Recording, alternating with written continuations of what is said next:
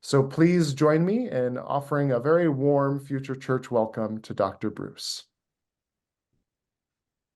Thank you so much. Thank you for the opportunity to be in this space with you all. And I love that opening prayer. Also, the idea of breaking bread around a table and the sentiments that were shared there. And I think it was Roxanne who shared in the chat that she was putting supper and in the oven now. So I wish we could all be also breaking bread together, but alas, perhaps in another time. So grateful to be here tonight. And I am actually going to share my screen this evening. So that'll be my first test. So once I do that, if you could give me a thumbs up to tell me that you're seeing a slide. We are good. Yep. Okay, very good. Well, I am here this evening to share a little bit about how Americans talk or don't talk about abortion. And in that title too, you see that word everyday Americans or ordinary Americans or you and me, right? Your neighbors, folks who are not necessarily activists in a cause, not necessarily politicians, but how do everyday folks talk and think about abortion? At the dawn of this 2024 election season, abortion is certainly among one of the loudest, most ruckus, charged topics in American public life. But what happens when you turn down the volume and listen quietly, confidentially to how everyday Americans talk and think about abortion one-on-one? This is what my team of sociologists did. And we conducted this study prior to the overturn of Roe v. Wade, which of course would be celebrating or occasioning its 51st anniversary this week, were it not to have been overturned by the Dobbs decision in 2022. So our study preceded that just prior, and it was really a landmark study, actually one of the largest studies that's ever been done on everyday abortion attitudes. And I can say too that most folks we talked to did not really anticipate what would happen thereafter. So we captured a particular historical moment in ways that we didn't even anticipate ourselves as researchers. Our approach here came to it as sociologists. We're trying to understand this through the lens of hearing people and listening to people where they are. We did not approach it as ethicists or political scientists or activists. Not looking for evidence to back particular claims, but rather to understand more deeply how Americans themselves are thinking about abortion. And I want to share with you today some of what we learned, highlighting especially 6 findings regarding Americans overall and how they're thinking and talking about abortion from those in-depth interviews that we conducted. We conducted 217 in-depth interviews with Americans throughout the US. They were largely face-to-face and semi-public spots, for example, the study room of a local library, occasionally virtually, but most of them were face-to-face. So time to really understand where people are coming from. And our sample, which I won't go into full detail here, but happy to answer in questions, was designed to be roughly representative of the United States population. We actually built that sample by sending out a large mailer across the United States to a random set of addresses. And then people gave demographic information such as their age, their marital status, their political party, that sort of thing, which we used to put together a sample of Americans that could be roughly representative of Americans overall. So the 6 findings that I'll share today reflect pieces of what we've learned from that and also highlight a few things connected to Catholics in particular, just knowing the particular history of this group and so many of the conversations here. I wanted to pull in some of those pieces as well, but the interviewees spanned the board in terms of religiosity or non-religiosity.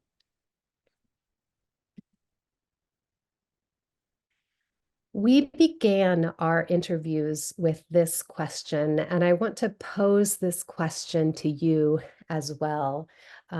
After getting to know the person that was in front of us a little bit, asking a little bit about their big picture and what was going on in their life, their personality and the like, we then transitioned into this topic of abortion, which, by the way, they didn't actually know when we first sent out those mailers. We did not disclose abortion as the topic, which was important because we didn't want to pre-bake who was choosing to participate. So we transitioned into the topic with this question that you see in front of you. When you first hear that word abortion, what comes to mind? What do you think about? And you might be thinking about something yourself here, right? What for you comes to mind? What do you think about? And we heard a wide range of responses that really began to give us a sense of where people were coming from at that moment in their lives, thinking through this charged issue. Here are some of the things that we heard. We heard people say politics. We heard people use words that sometimes get associated with abortion, words like choice, words like murder. We heard people talk about the contentious polarization that comes to mind. We heard people talk about personal connections they might have to themselves, to others, to experiences that they've had. Here's just a little sampling of some of what we heard from the 217 interviewees that we spoke to.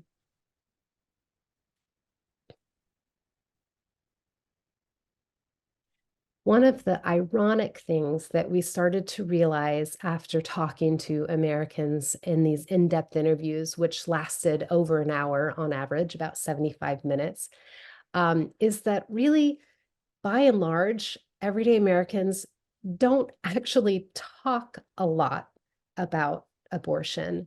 And this is the first key finding that I want to share with you, which is that for most people that we sat down with, this was by far the longest they had ever talked about this issue of abortion. Some may have had a sort of quick conversation about it. Some perhaps debated it in a high school debate class. Some, of course, have personal conversations and stories that they would pull up. But in terms of like talking about the issue of abortion, most people told us, no, I don't talk about it. I haven't talked about it, or I tried to talk about it. It did not go well, so I do not talk about it anymore. And this silencing of the issue of abortion was, in our mind, somewhat ironic and quite a contrast to the ubiquity of abortion as a topic in the national scene, on the headlines, in the loudness of our social and political conversations as a country. And part of what we realized too, of course, is that as people were telling us they don't talk much about abortion, it meant that the kinds of questions we were asking them to share and think through with us, it meant that they were doing so oftentimes for the first time. They were thinking out loud. They were in a live one-on-one, really sort of grappling with things that they hadn't necessarily dug into before. This is in contrast to these sort of well-articulated arguments or convictions that we might hear from activists around abortion or from political leaders or otherwise. It's a lot messier when you're talking face to face to everyday Americans, especially when you go beyond a single or basic question that might appear on a survey, for example. If you dig in a little deeper, that's where Americans simply haven't had a lot of those conversations. So when we ask that question, this question, do you remember the last time you had a conversation with somebody about abortion? And I might ask you to think for yourself too. When was that time? What was the context? How long was the conversation? Was it someone you generally agreed with, disagreed with? What things came up? These are some of the things we heard from the Americans that we interviewed. Quite simply, some people say no, right? Like I've never talked about this. Several people saying a version of no. It's not something that I have engaged. Some people would talk about experiences they had some years ago, perhaps with family members that would come up. Hear a woman talking about having a brief conversation with her husband. We realized too in finding that, of course, Americans aren't talking about this very much, that then fast forward to of course, the major national decision, but we realized too that there are debates and bills that come up, hundreds of them every year at the state level around abortion.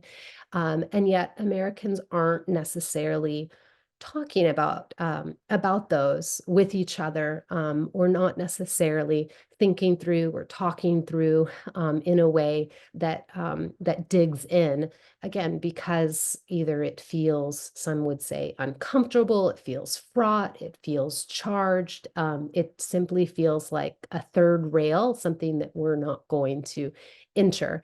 This sort of classic piece of, we don't talk about politics or religion at the dinner table. Abortion certainly falls into that camp, which might also mean that Americans are in some ways ill-equipped to be able to think through or talk through what they might feel about it, or maybe will opt out of conversations or engagement, including political engagement or social movements or the like, because there's a sense of unfamiliarity or a sense of, I don't feel prepared, I'm not sure, I'm not ready, and an opting out of that conversation.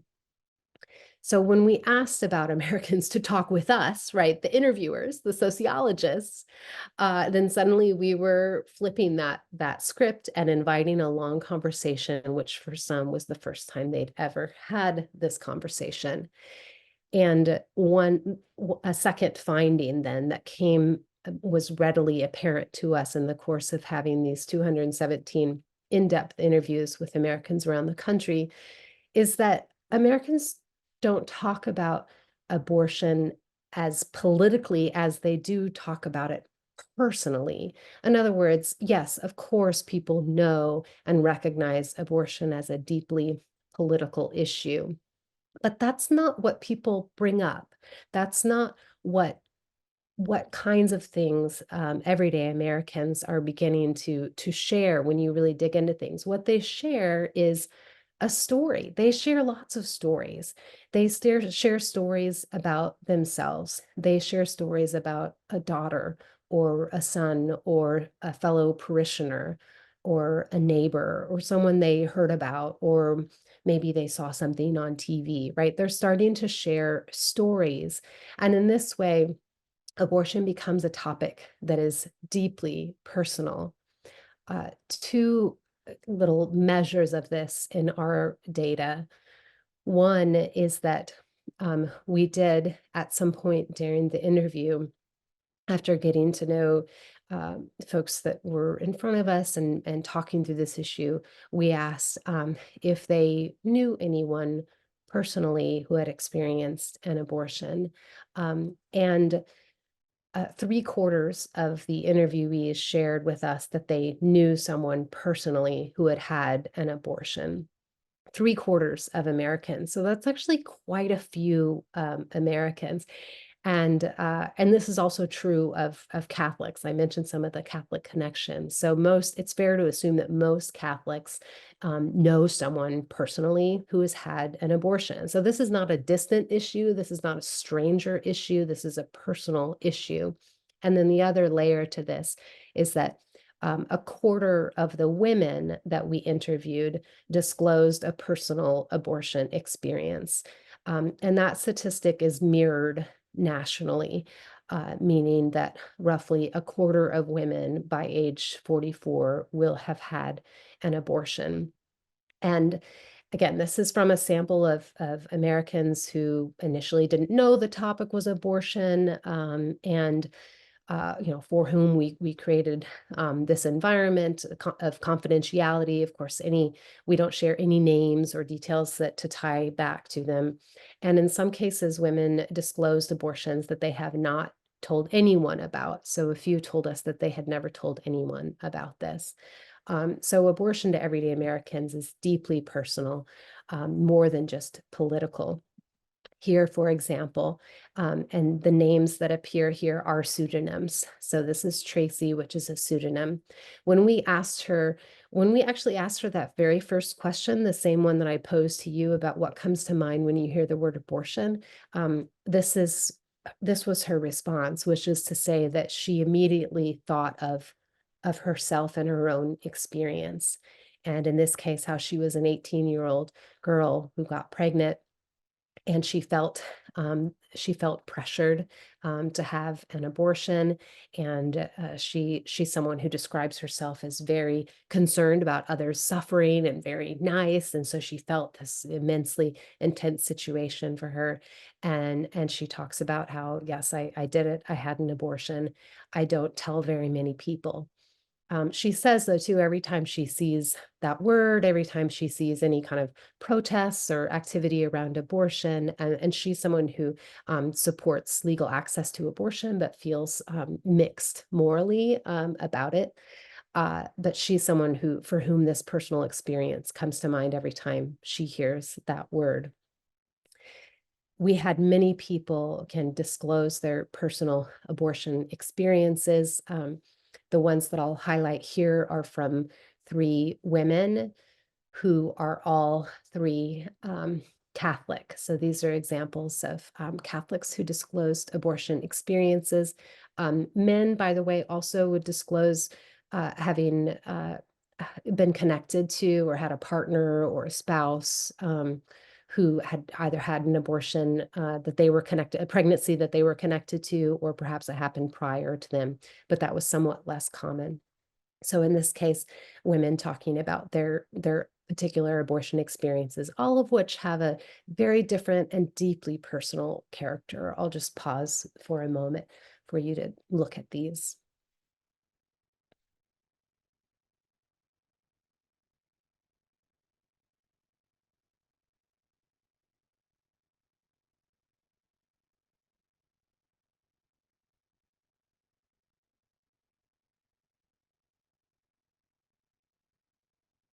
What you might begin to see and hear in these accounts from women is certainly some patterns and some things, some themes that appear and cut across different experiences, but also just different ways to think through in retrospect, right? Because of course, all of these women are sharing something that happened in the past. In some cases, a really long time ago. We had some women who actually talked about abortion experiences that happened prior to Roe v. Wade. We had some women tell us about abortion experiences that occurred in different uh, in different countries where the legal rights around abortion looked different than the United States. And then some who talked about much more recent experiences, but brought a different lens of perspective to them, but deeply personal accounts that we heard. But not only about people themselves, but again, in this personal connection, the 3/4 statistic that I mentioned in terms of the percentage of Americans who know someone personally, people would also tell those stories, right? So what they knew or heard, or a friend who told them about an abortion experience and how that maybe shaped their own views on abortion. But they would also talk about lots of other things like pregnancies, or adoption experiences, whether them going through that experience as a child or as a parent. People would talk about the impact of having children. So lots of deeply personal connections when this topic of abortion comes up that go really far beyond the topic of abortion per se itself. This also leads into a third key finding from our study of Americans overall, which is that survey statistics, as useful as they are, do tend to oversimplify Americans' abortion attitudes. This is a real challenge because, of course, as a sociologist, I have a deep sense of respect and use for things like surveys and statistics because they enable us to identify patterns across broad populations. But they also do some things like oversimplification, or they miss things, or they don't really dig into what's behind it, or sometimes they end up showing things that actually don't represent what people think and say and do and feel. And that's certainly the case with something like abortion, because oftentimes surveys will ask people's legal opinion on abortion, and we see statistics about who supports legal rights, legal access to abortion or not. Sometimes surveys will have a question about morality, although far more often about legality, but we don't really know what's behind that. And one of the reasons that's problematic is because of this, and I'll show you on the next slide. Don't get too frightened. There are lots of numbers here, so let me just pull out what I want you to get from this, which is an easier number to digest, which is half. So what are we looking at here? This particular question is asking one of these versions of a legal question on abortion, so support for legal access to abortion. The question is, do you think that abortion should be legal under any circumstances, legal under only certain circumstances, or illegal in all circumstances? And when you look at data from the population as a whole, the United States, Americans overall, US residents, half say that abortion should be legal under certain circumstances. And it was also true in our interviews with Americans throughout the US. We actually replicated several different survey questions as a way to kind of test the question. So we took some questions from Gallup, we took some questions from the General Social Survey, but then we let people tell us, like, well, what does that mean? Or explain a little bit, or does this question even make sense? Or just to kind of get in people's heads a little bit in terms of understanding. And the thing I'll point out about this question, and the next one I'll show you, is that half of Americans are telling us it depends, basically, right? That it should be legal under certain circumstances. So it's hardly representing an extreme or binary view on abortion, which immediately leads to a next question that not all surveys ask, which is, well, what does that mean? Certain circumstances, how do you adjudicate? What does that mean? Who's the judge of that? Likewise, with a similar question, in this case, on morality. This question comes from the General Social Survey, and it says, leaving aside whether or not you think abortion should be legal, are you morally opposed to abortion or not? Or would you say it depends? And again, the largest contingent of Americans don't say that they are morally opposed or morally unopposed. They say it depends.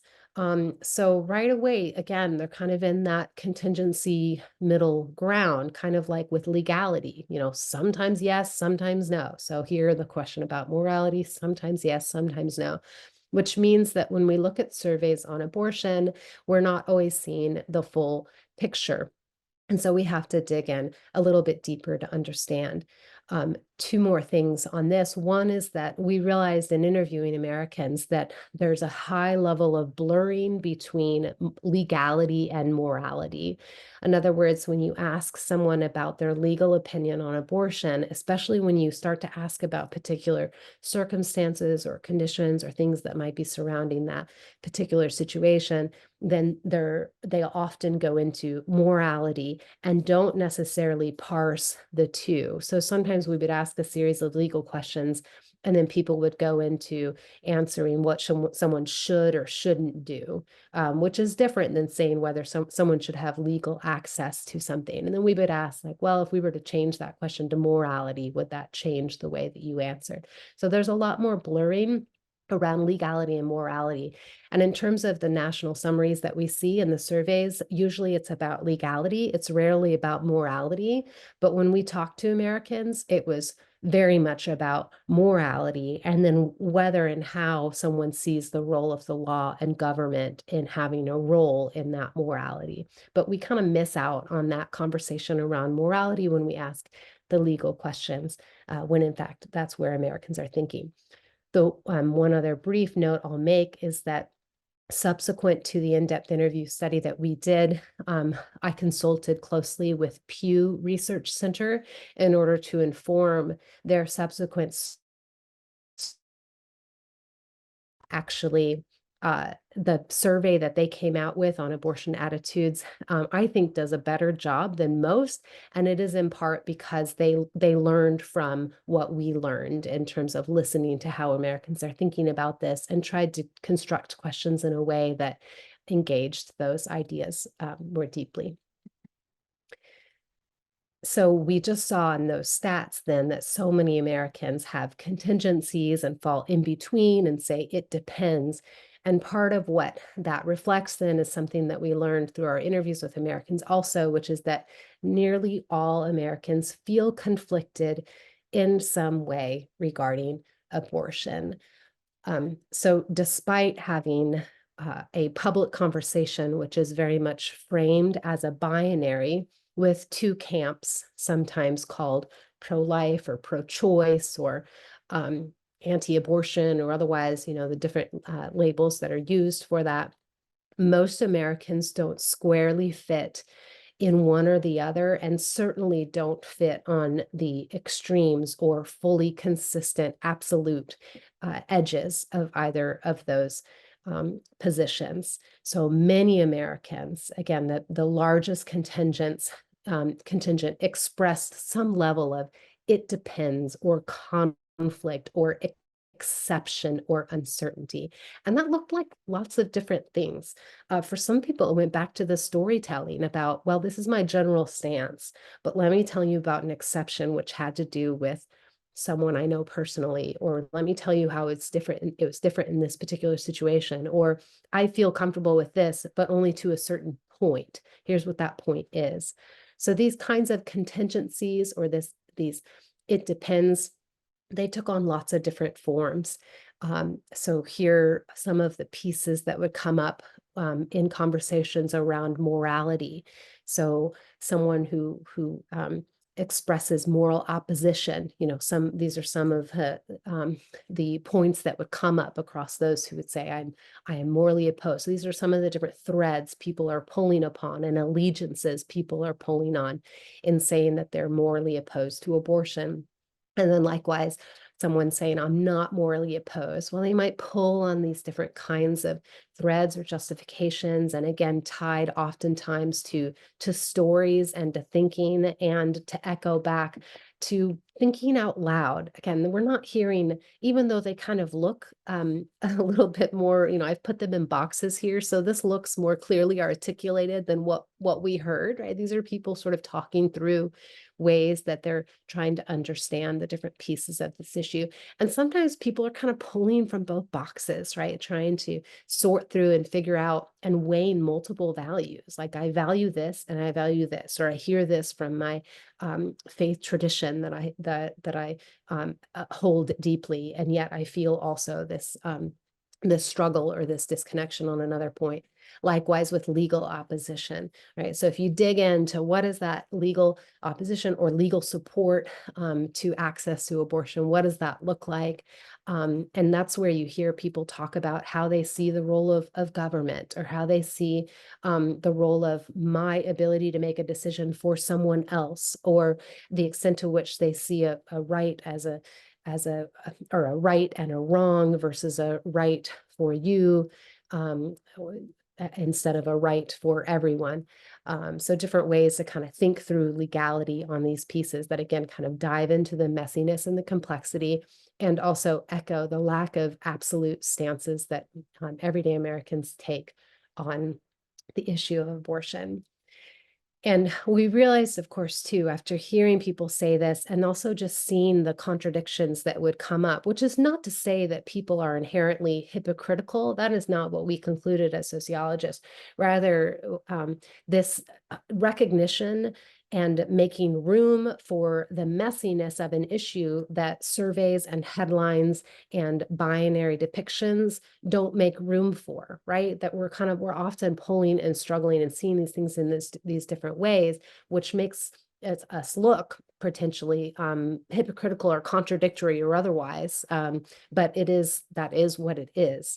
And it means too then that these labels that we have, perhaps especially these labels that have been around some time, like pro-choice or pro-life, they're really kind of imprecise, they're inaccurate. They don't do a great job of actually predicting someone's views. A lot of people say that they don't really fit very well, or when we ask them to define what does pro-life mean to you, we also ask folks, to say what is pro-choice. So we asked them both, right? Wherever they felt like they sat on the spectrum, we asked them to describe. And people would often point out this idea of hypocrisy or lack of consistency, or an inability to really capture a view that made sense within this loud political sphere. So a lot of people rejected those views or those labels entirely. So they would say things like, I can't choose, I think I'm more pro-life, I'm in between, I'm not sure, I'm pro-choice with an asterisk, this, I believe that, so people would come up with their own labels or end up in between. And one creative thing that we did as a team was we asked the question, if there was a scale from 1 to 10, with 1 being the most pro-choice and 10 being the most pro-life, where would you put yourself? And this is where people landed across the board. So this is a representation then of the strength of the percentage that fell in each of those numbers along the spectrum. So what you can see is there's sort of a clustering of people who do choose either the 1s or the 10s, but most people are somewhere in between. So they might position themselves like, well, I'm close to this, but I'm a little bit of this too. I have this and this. Which again showcase to us that these labels are imperfectly capturing the ways that people feel, and it might also make people more reticent to use them in describing themselves or in getting active in a cause.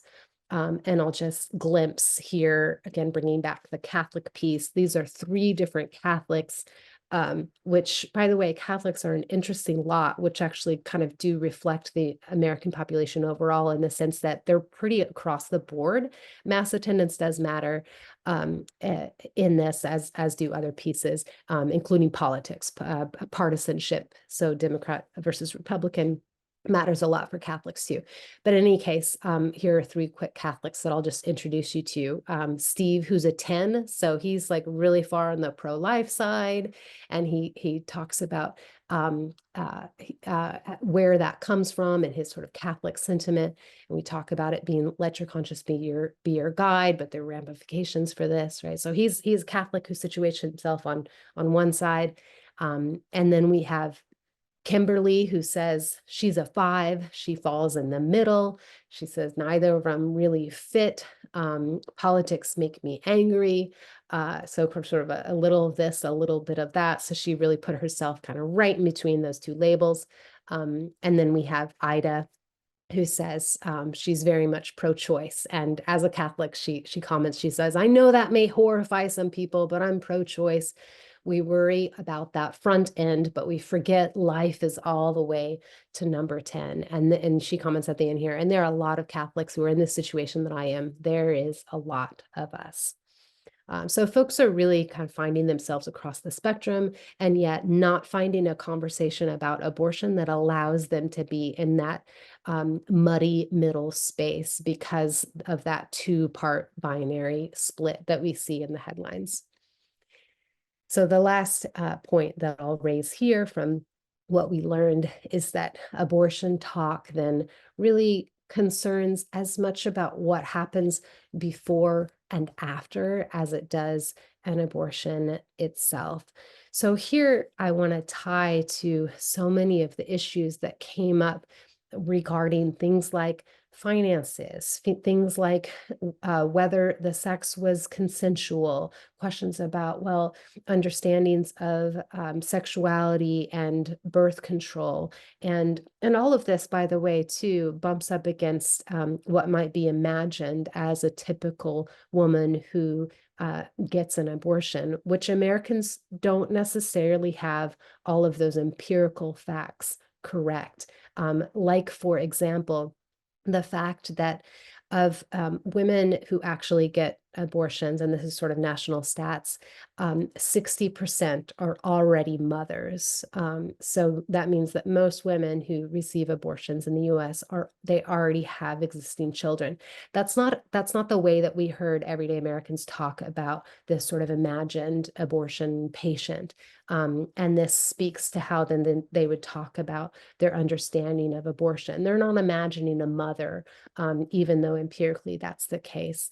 But these connect to issues of inequality, issues of access, issues of relationships and support, the idea of a village, notions of the foster care system and potential problems around that. So there are all these other connected topics. And I bring this up here too as a way to, in some ways, kind of circle back to the first point, which is that Americans don't talk much about abortion, in part because they feel uncomfortable with it and they don't know how. But abortion also connects to so many of these other issues that there are so many inroads through parenthood, through money, through the idea of a middle class or a good childhood, all of these other places that become pathways to talk about abortion through those storytelling and that personal connection that makes it possible to have this be a conversation that we can have together as a country, which is, of course, vitally needed at this time, as long as it makes room for the complicated messiness and the ways that Americans in real life talk about abortion. Thank you very much for the opportunity to share a few highlights from what we learned. As you could imagine, there's so much more, and I would welcome questions and also future conversation and engagement around the report, which you see visualized here. And then I have a book coming out also with the University of California Press, and look forward to an opportunity to engage questions here as well. Thank you. Great. Thank you very much, Dr. Bruce. That was a very succinct presentation of what I'm sure was a painstaking and very thorough study. So we are going to make some time here for question and answer. And how this works is if you've got a question, there's down along the bottom of your screen, you'll see a little button that says reactions. And if you click on that, one of the reaction options is to raise your hand. And so Olivia will call on you in the order that you raise your hand, and then I'll bring you up on screen if you're sharing your video, and you can engage in some conversation with Dr. Bruce. You will have to unmute yourself. As folks are getting ready, Dr. Bruce, I have a million notes that I've taken and some questions, but I don't want to occupy all of your time. I guess one of the questions that I would ask, and maybe this isn't included in your study, but I think you might be able to bring some other wisdom into it, is would you say that the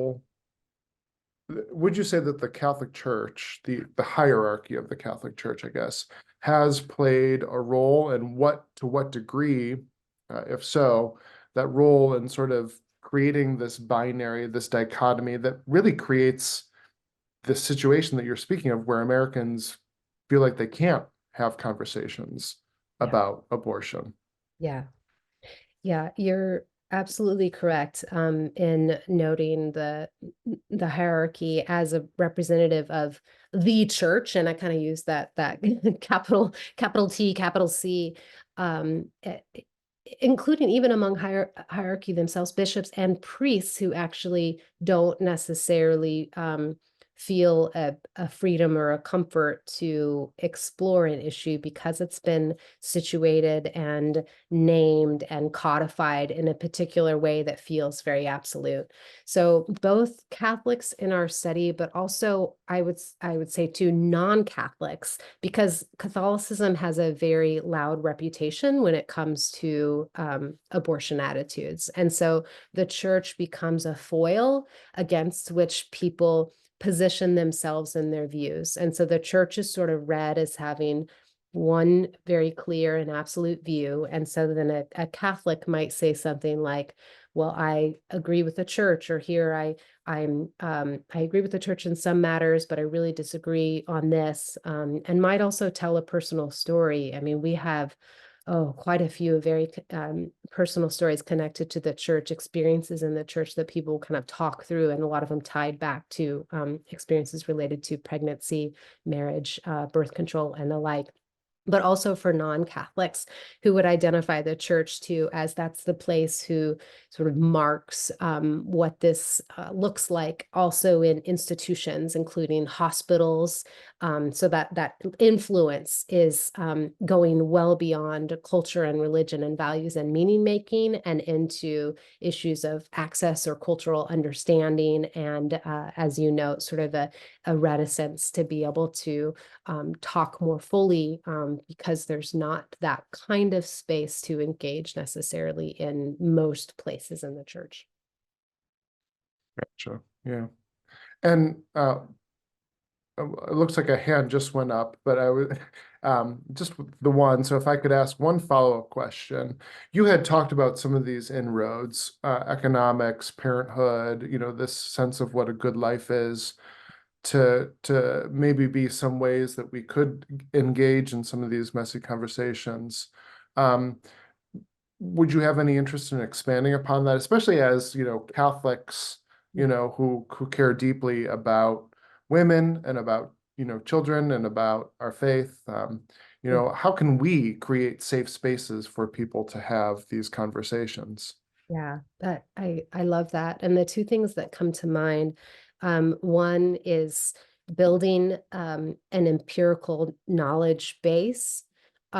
So I gave the example of understanding who gets abortions in the United States and why. What does that actually look like empirically? And how might that shape the ways that we talk about how we understand what it actually is? And bridging the gap of misunderstanding.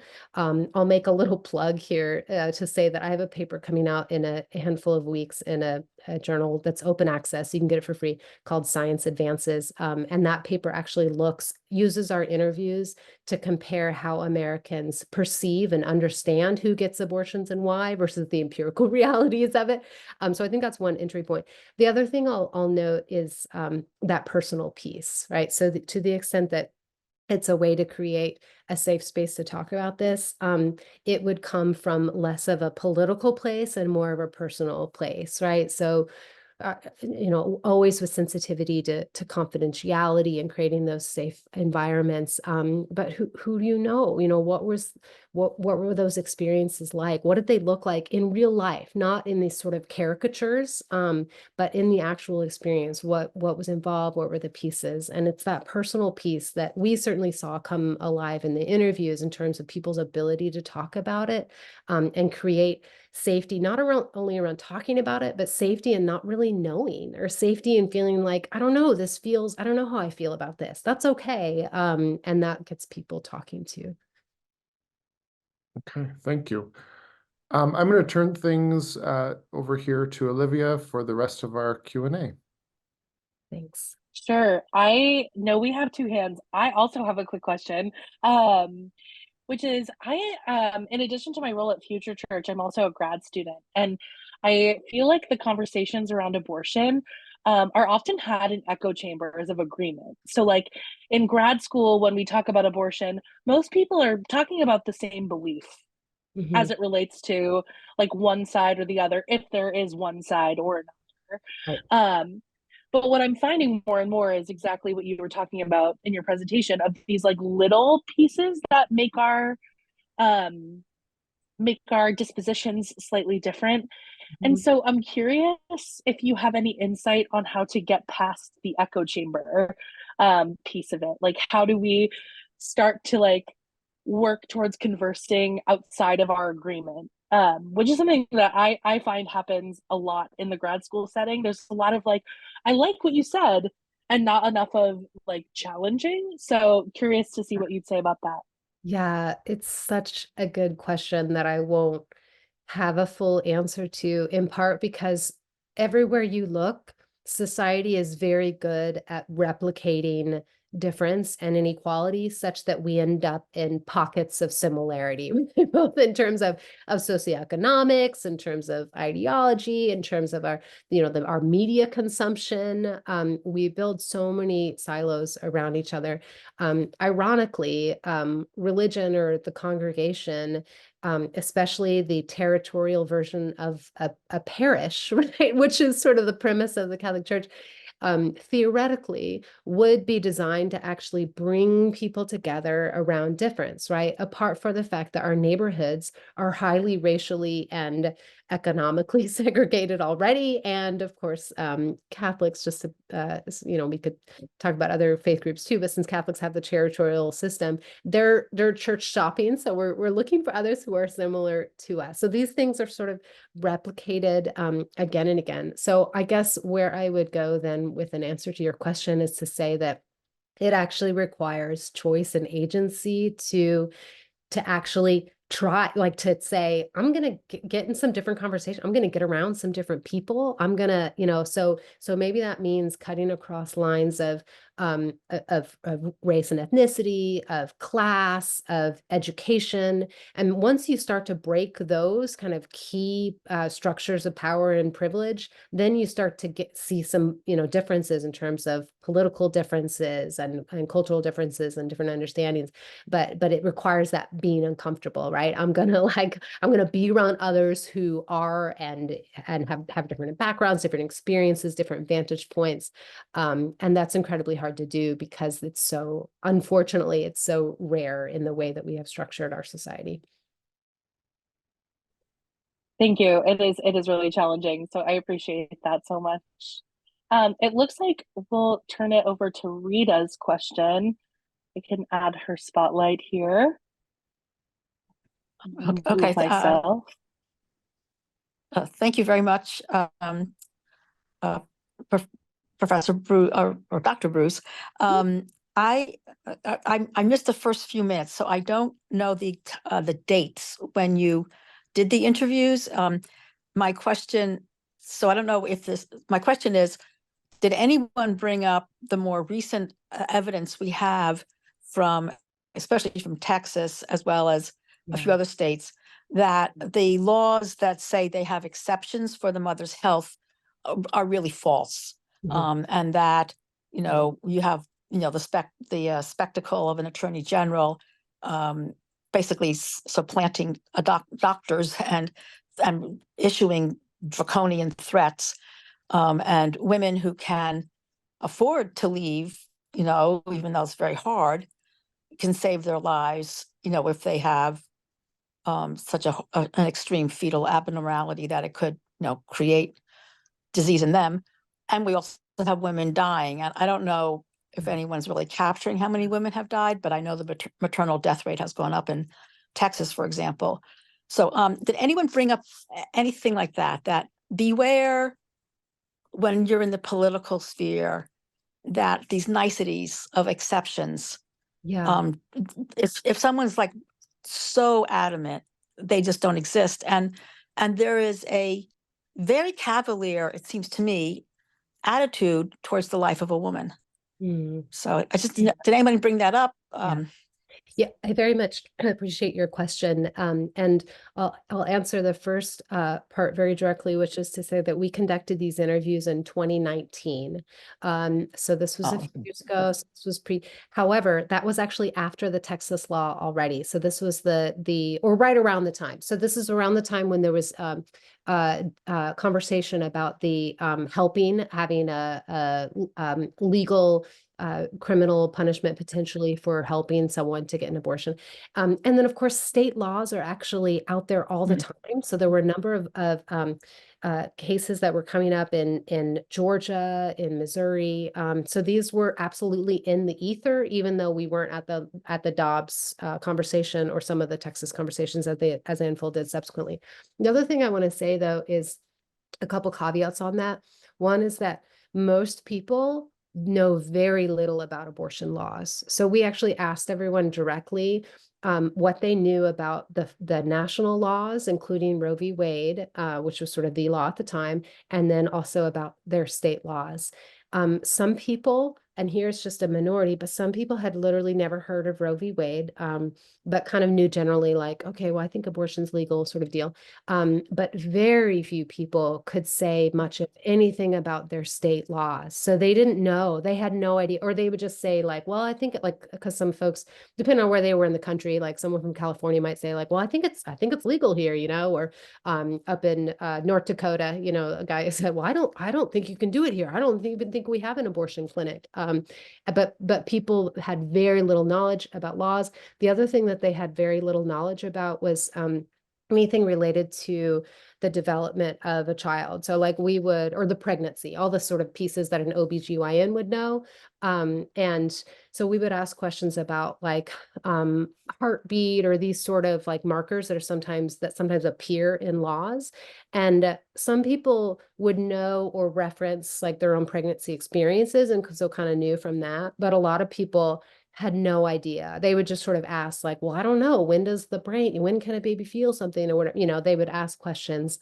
So they're coming from a place of far less ability to make those kinds of articulations that you did. So what instead we heard was these sort of symbolic proxies for like values, right? And so more stark understandings like, well, I really value, a woman's choice in this, or if she's going to die, then this sort of broad, sweeping, somewhat more symbolic than the actual details of laws and medical development, which of course, fast forward to where we are now, it makes it incredibly difficult then to have a conversation at the state level debating what is that, what should that look like, because Americans don't necessarily have the background or their ability to engage in conversations at that level.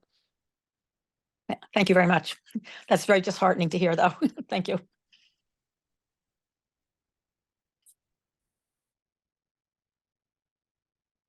Great. And now we can go to Barbara's hand.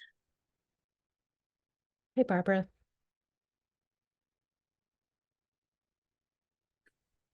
Trying to unmute myself there. Yes, I just wanted to share that I'm part of a group called the Association of Pittsburgh Priests in Pittsburgh, Pennsylvania. And you spoke to us. And I just wanted to share that after the Roe was overturned, that we produced a statement in a paper, first advocating that our church advocate that no one should be criminalized for whatever decision they make. But more importantly, that we as a church should be more pastoral toward women and men as they're trying to make their decisions. And perhaps by doing so, and that's not just among the ordained pastor of the parish, but the whole parish as a whole, that you truly be a community. And very often, the woman might choose not to have an abortion if she feels that she has the kind of support that she needs. So I just wanted to share that, and I would hope that we could promote that across the country. Thank you. I very much appreciate that. And I think your group, like so many, have put a lot of thought into how to meet this moment.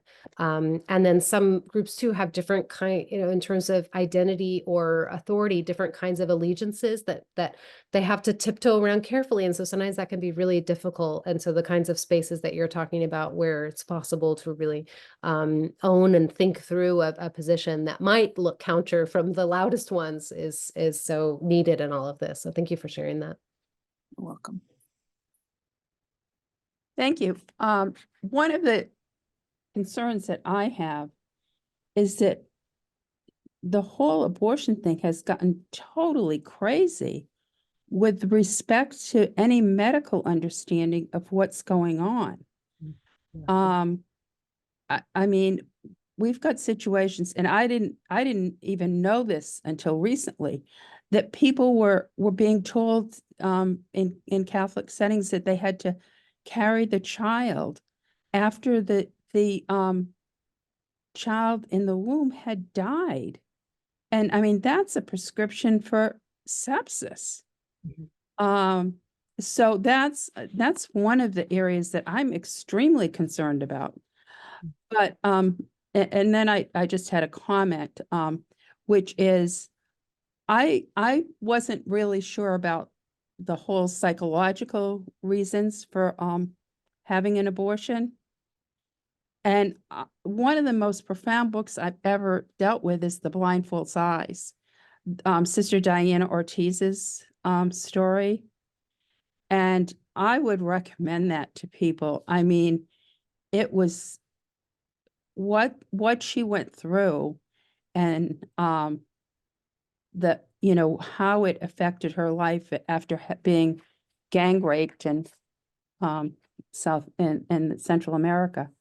The book is really powerful, and I just recommend it to people because it gave me a much better understanding of factors that go into that situation.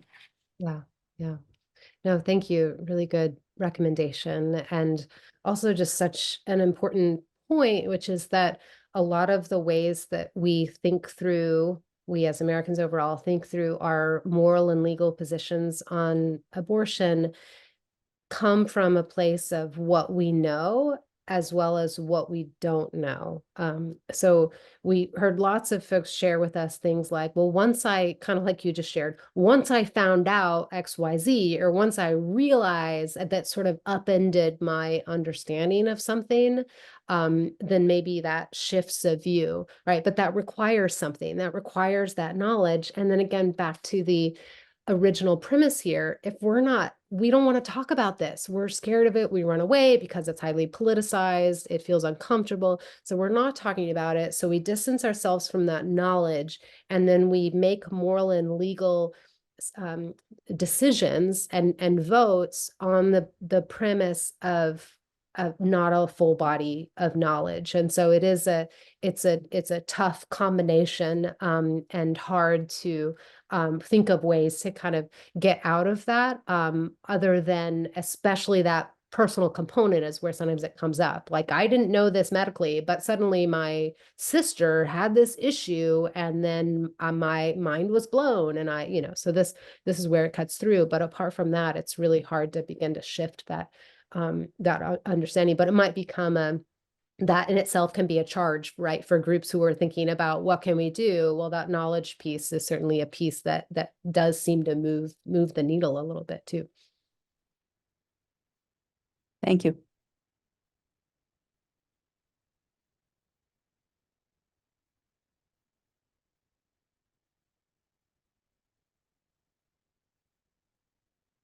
All right, well, that looks like those are all the hands, and Daniel's may have been an accidental hand up, because it looks like that hand is down now. So I just want to thank you, Dr. Bruce, for your time and for doing this study in the first place. I would agree with you that, the statistics are good, but they're limited. And so just having some of these more in-depth conversations with people, I think, is encouraging to me, to see that people are much more complex than those those stats that flash across our TV screens would have us believe. So I really want to thank you, and I want to thank everyone for joining us tonight. Thank you.